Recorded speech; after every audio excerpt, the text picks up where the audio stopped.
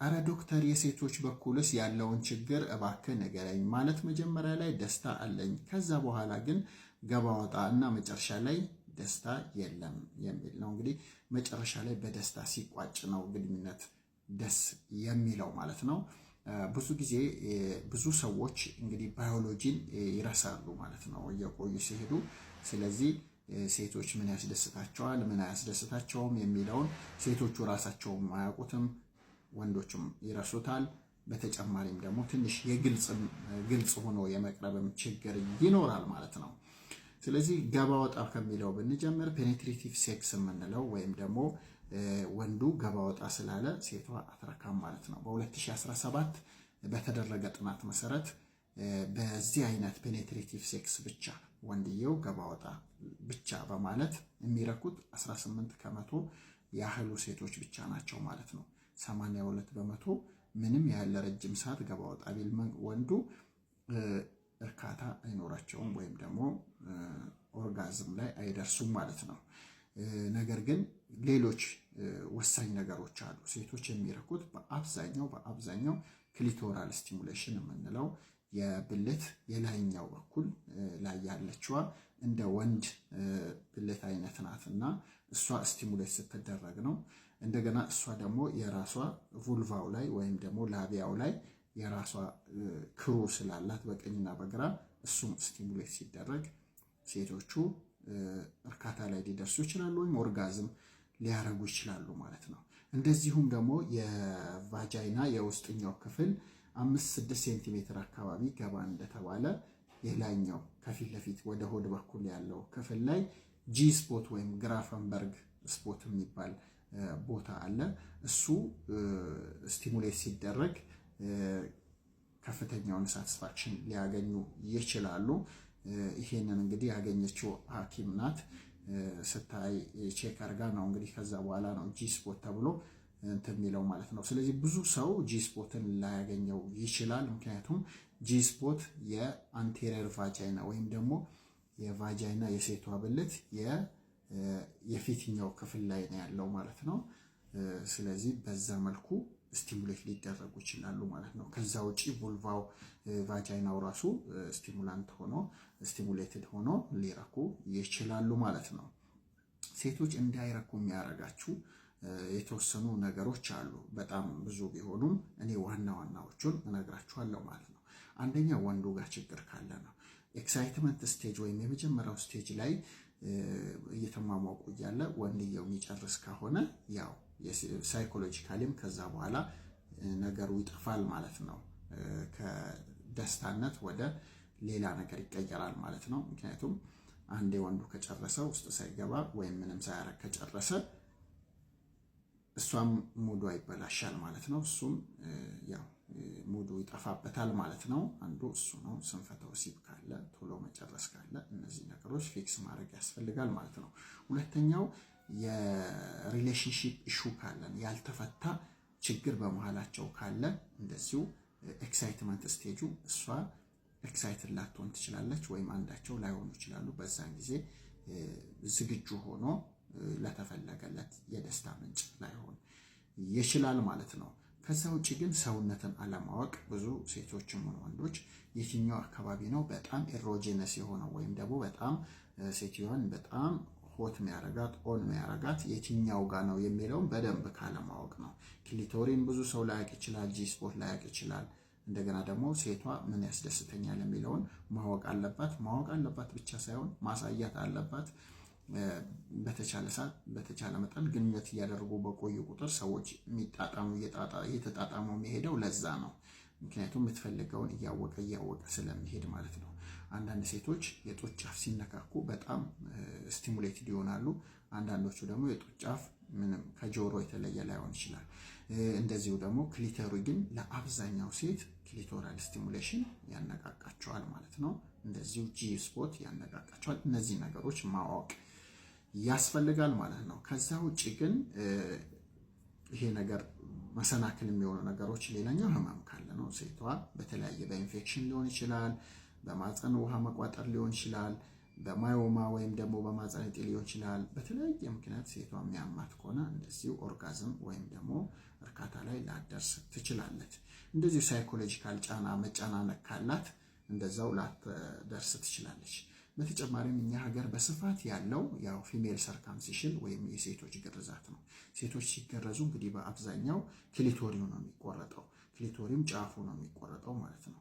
ነገር ግን አንዳንድ ካልቸር ላይ፣ አንዳንድ ብሔር ላይ፣ አንዳንድ ሃይማኖት ብዬ እንግዲህ አልቀላቅልም፣ አንዳንድ ጎሳ ላይ ክሊቶሪው ሙልጭ ተደርጎ ይቆረጣል። እንደዛውም ደግሞ ከላቢያ ማይኖራው ራሱ ይቆረጣል ማለት ነው። እንደዛ በሚሆን ጊዜ በጣም በከፍተኛ ሁኔታ ስሜታቸው ይቀንሳል ማለት ነው። ያም ሆኖ ግን ጂስፖት ስላለ ጂስፖቱን በመነካካት እርካታ ላይ እንዲደርሱ ማድረግ ይቻላል ማለት ነው።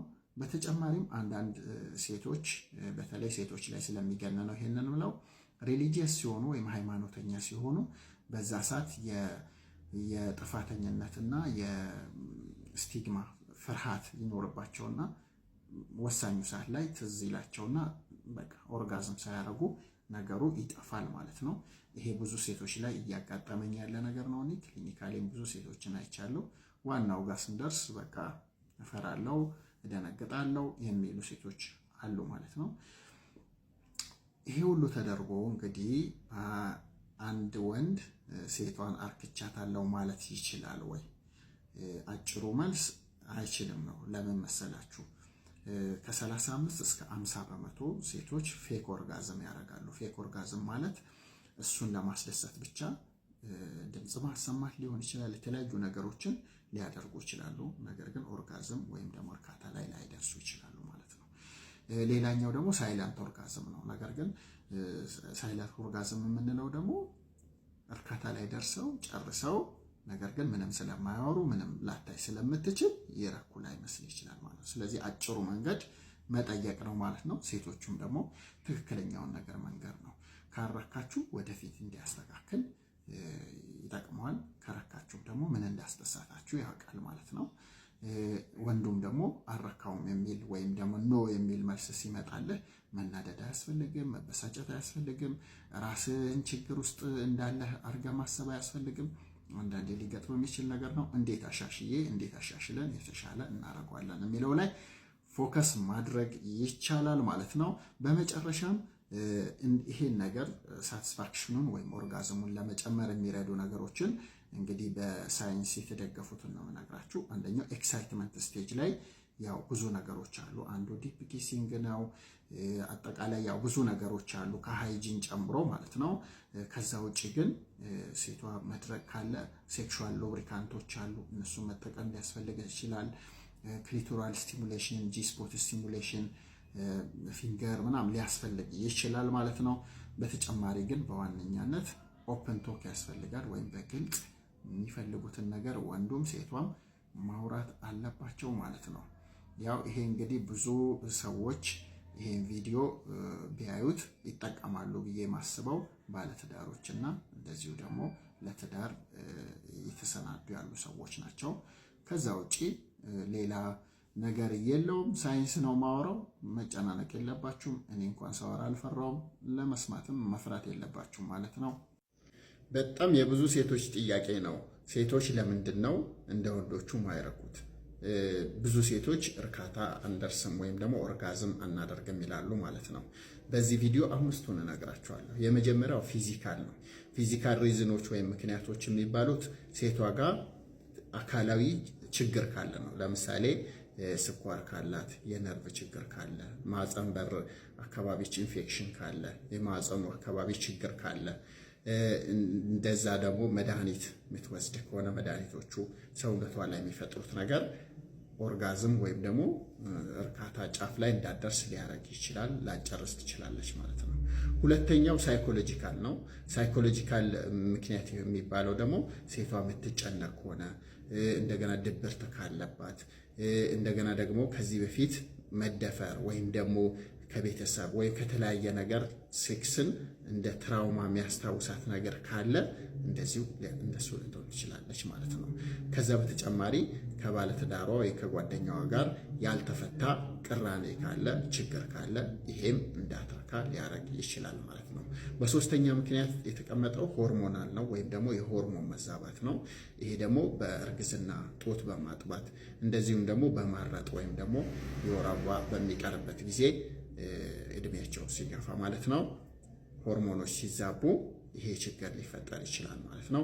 በአራተኛ ደረጃ የአኗኗር ዘይቤ መጥፎ የአኗኗር ዘይቤ ስንመርጥ ማለት ነው። ለምሳሌ አልኮል በብዛት መጠቀም፣ ለመደሰት ተብሎ እና ማሪዋና፣ ጋንጃ የተለያዩ መድኃኒቶች መጠቀም፣ ከዛ በተጨማሪ ማጨስ፣ ጫት መቃም፣ እንደዚሁ ደግሞ አመጋገብ ደግሞ ጀንክ የሆነ ምግብ ሳይመርጡ መብላት ማለት ነው። በተጨማሪም ምንም አይነት ኤክሰርሳይዝ ያለ ማድረግ እሱም ችግር ነው ማለት ነው። በመጨረሻም በአምስተኛ ደረጃ በቂ ማነቃቃት ውስጥ ሳትገባ ግንኙነቱን መፈጸም ነው። ይሄ ደግሞ የሚሆነው አንደኛ በቂ የሆነ ማነቃቃት ሳይደረግ ቀጥታ ወደዛ ከገባ ጓደኛዋ፣ በሁለተኛ ደረጃ ደግሞ እሷ ምን እንደሚያስደስታት የሰውነቷን ክፍል በደንብ ካለማወቋና እሱ የሚያስደስታት ፓርት ካለመነካካቱ የተነሳ ሳትጨርስ ሊያልቅ ይችላል ማለት ነው። እነዚህ ዋና ዋና ምክንያቶች ናቸው። እንደዚህ በሚሆንበት ጊዜ የጤና ባለሙያ ጋር ቢኬድ የተሻለ ማድረግ ይቻላል፣ የተለያዩ አማራጮች ስላሉ ማለት ነው። ይሄ ቪዲዮ ፖስት ፒል ወይም ደግሞ የ72 ሰዓት በመባል የሚታወቀው ወይም ደግሞ ድንገተኛ የወሊድ መከላከያ የምንለውም በብዛት ለምትወስዱ ሰዎች ይጠቅማቸዋል። ተከታተሉኝ።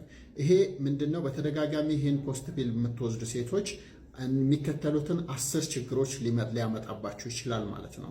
አንደኛውና የመጀመሪያው የወር አበባ መዛባት ነው። የወር አበባ መጠኑ ሊጨምር ይችላል፣ መጠኑ ሊቀንስ ይችላል፣ ወይም ደግሞ አዛብቶ ሊመጣ ይችላል። ስለዚህ የወር አበባውን ያዛባዋል ማለት ነው።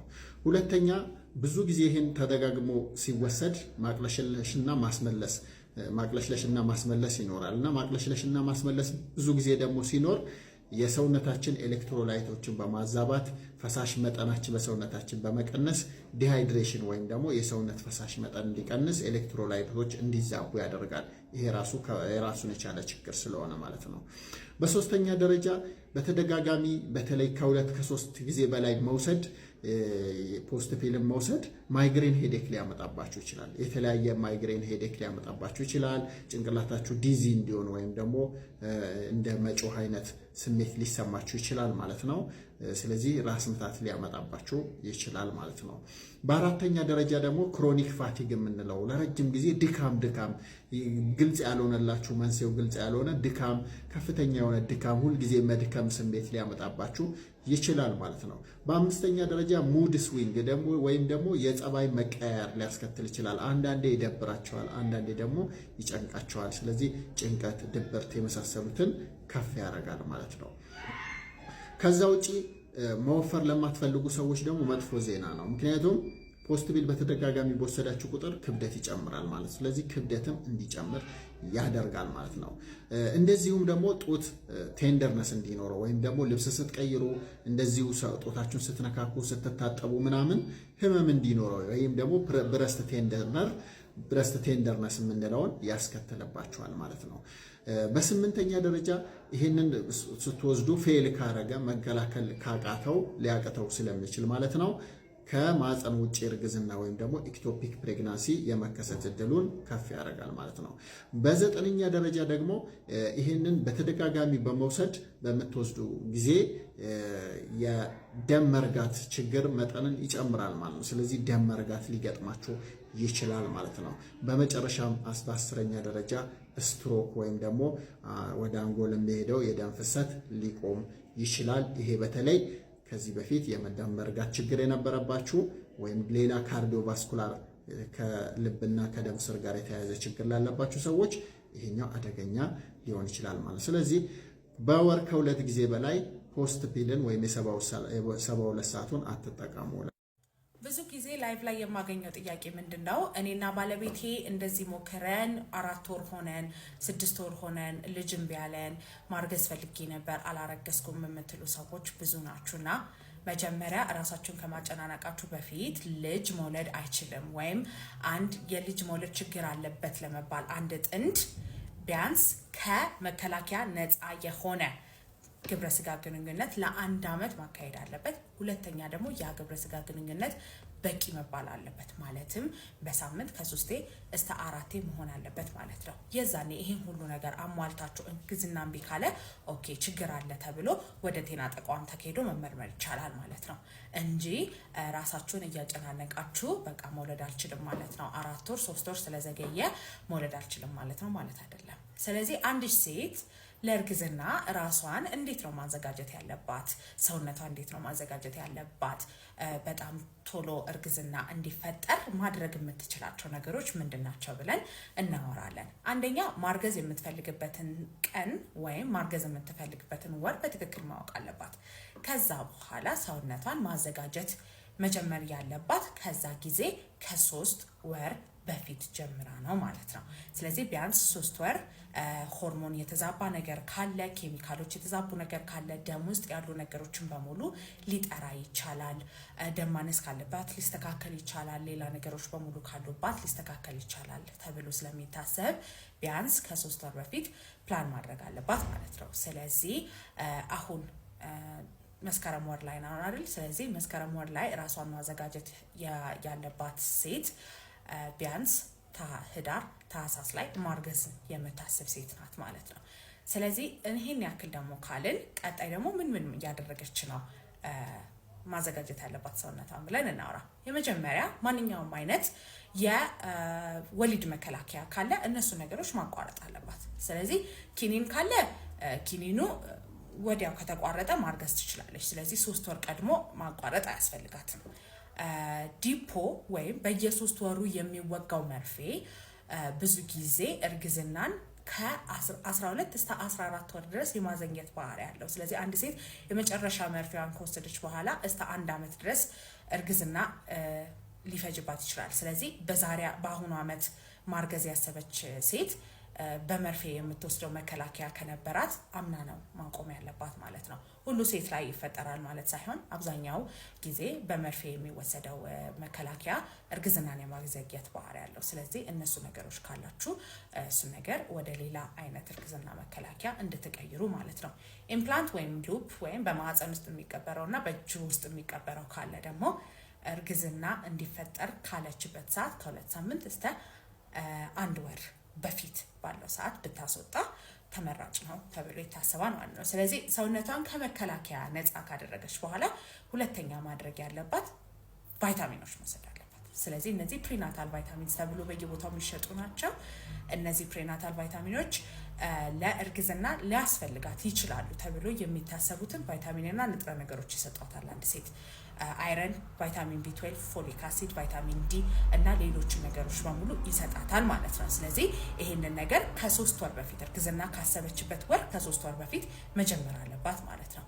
ከዛ በኋላ ደግሞ ወደ ጋይናኮሎጂስቷ ሄዳ ማንኛውም አይነት ሆርሞናል ኢምባላንስ እና ይሄ ሚኒራል፣ ካልሲየም፣ ሌላ ንጥረ ነገሮች ያነሷትን በሙሉ ሙሉ ቼክአፕ መደረግ አለባት ማለት ነው። ስለዚህ ሆርሞኗ ቼክ መደረግ አለባት፣ ንጥረ ነገሮቿ ቼክ መደረግ አለባት እና እነሱ አይነት ነገሮች ከተዛቡ ለሱ ሰፕሊመንት ተሰጥቶ ሕክምና መደረግ አለበት። ለሱ ከ3 ወር በፊት ነው ማድረግ ያለባት ቼክአፕን ማለት ነው። አራተኛ የአካል ብቃት እንቅስቃሴ መጀመር አለባት። ስለዚህ የአካል ብቃት እንቅስቃሴ ጠዋት 30 ደቂቃ እስከ 1 ሰዓት ድረስ በጣም የመሮጥ ወይም ደረጃ የመውጣት በደንብ አድርጎ የሚያስተነፍስ አይነት እንቅስቃሴ መሆን አለበት። ከዛ በኋላ ደግሞ ቢያንስ በሳምንት 5 ቀን መሆን አለበት። ስለዚህ የአካል ብቃት እንቅስቃሴ መጀመር አለባት። ስትረስ የሚባል ነገር አቮይድ ማድረግ አለባት፣ መጨናነቅ። ስለዚህ አላረገዝኩም ብላ ጭንቀቱ እራሱ እርግዝናን ፕሪቨንት ሊያደርግባት ይችላል። ስለዚህ እርግዝና አላረገዝኩም ምናምን ብሎ ወይም በሌላ በስራ በቤተሰብ በሌሎች ምክንያቶች ያሉበትን ጭንቀት በቶታሊ ማቋረጥ አለበት ወይም መቀነስ አለባት። ሶስተኛ ነገር ደግሞ እንቅልፍ በበቂ ሁኔታ መተኛት አለባት። በተለይ በቀን ከ8 ሰዓት እስከ 9 ሰዓት በቂ እንቅልፍ ማግኘት አለባት ማለት ነው። አራተኛ ደግሞ ምግቧ መስተካከል አለበት። ብዙ ጊዜ ቫይታሚን እና ሚኔራል የበዛበት ምግብ፣ ቀይ ስጋ፣ አሳ፣ ወተት እንቁላል ምናምን ነገሮችን እየበላች ጃንክ ፉድ የምንለው እና በተለይ ደግሞ ፕሮሰስድ የሆኑ ካርቦች፣ ብስኩቶች፣ ኩኪሶች ምናምን መቆም አለባቸው። በርገር፣ ፒዛ ምናምን እንደዚህ አይነት ነገሮችን ማቆም አለባት እና ከምንም ነገር በላይ ደግሞ ውሃ በደንብ መጠጣት አለባት። በጣም ሃይድሬት መደረግ አለባት። ቢካዝ እንትኖችን ያስተካክላል ማለት ነው። ከዛ በኋላ ደግሞ ማድረግ ያለባት ነገር ምንድን ነው? ፔሬዷ የሚመጣበትንና ኦፕቲመም የተባለ ለግብረ ስጋ ግንኙነት ለማርገዝ ሃይስት ቻንሷን ፔሬዷን ካልኩሌት አድርጋ ማወቅ አለባት። ስለዚህ ወደ ፓርት 2 ሂዱና የፔሬድ ካልኩሌሽናችሁን እነግራችኋለሁ። ሰላም ጤና ይስጥልኝ። በዚህ ቪዲዮ ደግሞ ስለ ቫሪኮሴል እነግራችኋለሁ። ዶክተር ሸምሴን እስከመጨረሻው ተከታተሉ። ቫሪኮሴል ማለት እግር ላይ የደም ስር ሲያበጥ ቫሪኮስ ቬን እንለዋለን። የወንድ የዘር ፍሬዎቹን የሚቀዱት ደም የሚመልሱት ደግሞ ቬኖች ሲያብጡ ቫሪኮሴሌ እንለዋለን። ቫሪኮሴሌ ማለት እንግዲህ ደም መልሶቹ ወይም ደግሞ ቬን የምንላቸው ከቴስቲክል ወይም ደግሞ ከዘር ፍሬዎቹ ወደ ልባችን የሚመልሱት ቫልቭ አላቸው። ቫልቭ ፌል ሲያደርግ ደም ወደኋላ ይመለስና እነዛ ቬኖች ይለጠጣሉ። ያንን ቫሪኮሴሌ እንለዋለን። ቫሪኮሴሌ ለወንዶች ጠቃሚ ነገር ነው፣ በተለይ መውለድ ለተቸገሩ። ምክንያቱም በሕክምና ከሚስተካከሉ በጣም በብዛት ከሚገኙ የወንድ መካንነት መንስኤዎች አንዱ ቫሪኮሴሌ ነው ማለት ነው። ቫሪኮሴሌ ምንድን ነው የሚያደርገው? የደም ስሮቹ ሲያብጡ ደም ለረጅም ሰዓት ይቀመጣል ቀስ ብሎ ማለት ነው። ያ በሚቀመጥበት ጊዜ ደግሞ የቴስቲክሎቹን ወይም የዘር ፍሬዎቹን ሙቀት ይጨምራል። ያ ሙቀት ሲጨምር ደግሞ ስፐርም በተፈጥሮ ሙቀት አይወድም ማለት ነው። ስለዚህ ሙቀቱ ከፍ በሚልበት ጊዜ የስፐርም እንቅስቃሴ ቁጥሩ ያንሳል ማለት ነው። ስለዚህ አንድ ሰው ቫሪኮሴል ካለው እና ደግሞ መውለድ ከተቸገረ የግድ ሕክምና ያስፈልገዋል ማለት ነው። ነገር ግን ቫሪኮሴል ኖሮት መውለድ ካልተቸገረ ወይም ደግሞ የዘር ፈሳሽ ምርመራ አድርጎ ኖርማል ከሆነ የቫሪኮሴል ሰርጀሪ ብዙም አያስፈልገውም ማለት ነው። ስለዚህ ቫሪኮሴል ካለ በፊዚካል ኤግዛሚኔሽን ወይም ደግሞ በአካላዊ ምርመራ ሐኪም አይቶ ሊያውቅ ይችላል። ዶፕለር አልትራሳውንድ የሚባል አለ። በእሱ ተመርምሮ ደግሞ ይረጋገጣል ማለት ነው። እንደዚህ ከሆነ በኋላ ምንድን ነው የሚደረገው? የዘር ፈሳሽ ምርመራ ይደረጋል። የዘር ፈሳሽ ምርመራ ላይ ችግር ካለ ይሄ ሰው ቫሪኮሴሌክቶሚ ወይም ደግሞ ቫሪኮሴል ሰርጀሪ ሪፔር እንዲያደርግ ይደረጋል ማለት ነው። ምንድን ነው የሚደረገው? እዚህ ሆድ ላይ ነው፣ የዘር ፍሬው ላይ አይደለም። ኦፕራሲዮኑ ከፍ ብሎ አካባቢ ላይ ነው ያለው የሚሰራው። ምንድነው? እነዚያ ቬኖች ይቋጠራሉ። ደም በሌላ መስመር ይመለሳል ወደ ልብ። ገበርናኩላር ቬኖች የሚባሉ አሉ። በእነሱ አማካኝነት ይመለሳል። በጥንቃቄ ይሄ የሚሰራ ነው። ምክንያቱም እዛው አካባቢ ቫስ ዲፈረንስ የሚባል ወይም ደግሞ የስፐርም የሚያመላልስ ቱቦ ስላለ እሱ እንዳይጎዳ በጥንቃቄ የሚሰራ ሰርጀሪ ነው ማለት ነው። ይሄ ከተሰራ በኋላ ከ3 እስከ 6 ወር ባለው የስፐርም ቁጥሩ እንቅስቃሴው ሊሻሻል ይችላል። ከ70% ወንዶች ይሄ ችግር ከነበረባቸው የስፐርም ቁጥራቸው ይሻሻላል እና ደግሞ ለመውለድ ይችላሉ ማለት ነው። ነገር ግን ቫሪኮሴል ያለው ሁላ ሰርጀሪ ይፈልጋል ማለት አይደለም። ቅድም እንደነገርኳችሁ የስፐርም ችግር ከሌለበት፣ መውለድ ችግር ከሌለበት ኦፕራሲዮን አያስፈልገውም ማለት ነው። እንደገና ደግሞ ኦፕራሲዮን ሌላ ጊዜ ደግሞ የስፐርም ቁጥሩም ችግር ቢኖር እንደገና ደግሞ የሴቷ እድሜ ለመውለድ ተቸግረው ከሆነ ማለት ነው። የሴቷ እድሜ ከ40 በላይ ከሆነ እያንዳንዱ ወር በሴቷ ላይ ሊቆጥር ስለሚችል ይሄ ደግሞ ከኦፕራሲዮኑ በኋላ ለመሻሻል የሚያሳየው ጊዜ ቢያንስ ከ4 እስከ 6 ወር ስለሚፈጅ ያን ያህል ጊዜ መቆየት አግባብ ስላልሆነ ቀጥታ ካለው ስፐርም IUI ኢንትራዩትራይን ኢንሰሚኔሽን የምንለው ወይም ደግሞ IVF አርቲፊሻል ቴክኒክ ወይም ዘመናዊ ቴክኒኮችን ተጠቅሞ ቶሎ እንዲያረግዙ ይመከራል ማለት ነው። በአጭሩ ቫሪኮሴሌ ይሄን ይመስላል። ቫሪኮሴሌ ያለባችሁ ሰዎች እና መውለድ የተቸገራችሁ ሰዎች በአካል ቀርባችሁ ተመርምራችሁ ኦፕራሲዮን ይፈልጋል ወይስ አይፈልግም የሚለውን ማወቅ ትችላላችሁ።